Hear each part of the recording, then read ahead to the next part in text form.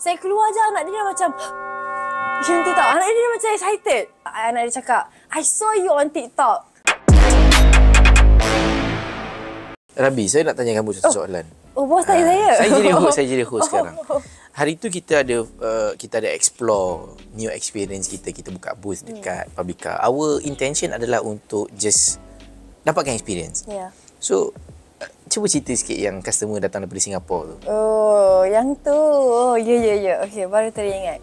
Rabi ada seorang customer time tu, kebetulan Rabi jaga. Kita buka selama 12 hari. Betul. And Rabi sempat jaga dalam 4 hari macam tu je. Lepas tu Rabi continue ke showroom lah. Sebenarnya tim yang jaga di Publica. So satu hari ni Rabi tengah jaga. Time tu tak ingat lah pukul berapa. Tak ingat pukul berapa, tak sure. Rabi tengah jaga, tiba-tiba ada this one mother datang. Seorang je. Ada mother, seorang datang, dia tengok-tengok. Dia tak bercakap langsung. Saya ni kan bebel cakap lah ini. So, korang kalau nak shopping ataupun jual handbag dan juga Rolex, DM kita sekarang. Bye! Saya cerita je lah, kita buka booth. Of course orang tak kenal kita siapa. So saya explain dekat dia kalau nak buat apa, kita kat mana. Tapi sepanjang 3 minit saya berleteh, mak dia tak cakap apa-apa. Mak dia memang sambil pegang, mak dia macam Kamu di blue tick dan scene lah? Ya.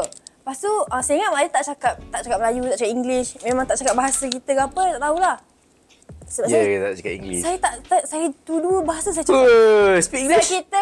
I speak English very well. Oh, you speak English very well. Saya Publica kan. Okay, lepas tu saya dulu cakap Melayu. Lepas tu macam mungkin tak faham kot cakap English.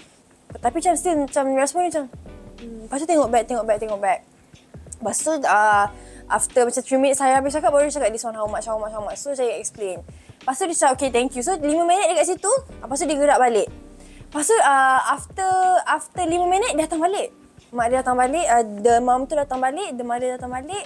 Dia tengok, lepas tu dia macam in time macam tu tau. Dia tengok, sebab kan booth banyak. So dia tengok kat sebelah, dia tengok anak dia. So dia cakap, oh dia datang dengan anak dia. So saya keluar. Oh, ni lah masa yang saya datang hari tu dengan mak saya tu kan?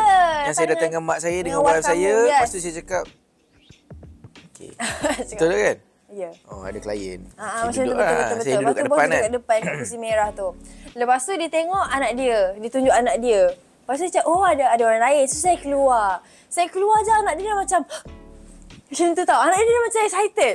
Lepas tu bila macam saya ni je lah, hi je lah balik. Lepas tu dia datang balik. Rabi retis lah orang IP tengok.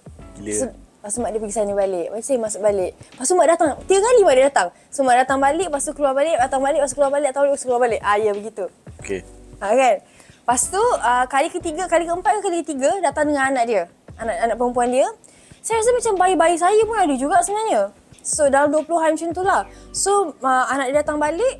Lepas tu anak dia cakap, I saw you on TikTok. Jom shopping dan jual melalui Icon Lux. Jimat sehingga 70%, installment serendah RM5 sehari. Jual dan konsign item anda dengan kami. Cepat, DM kita sekarang.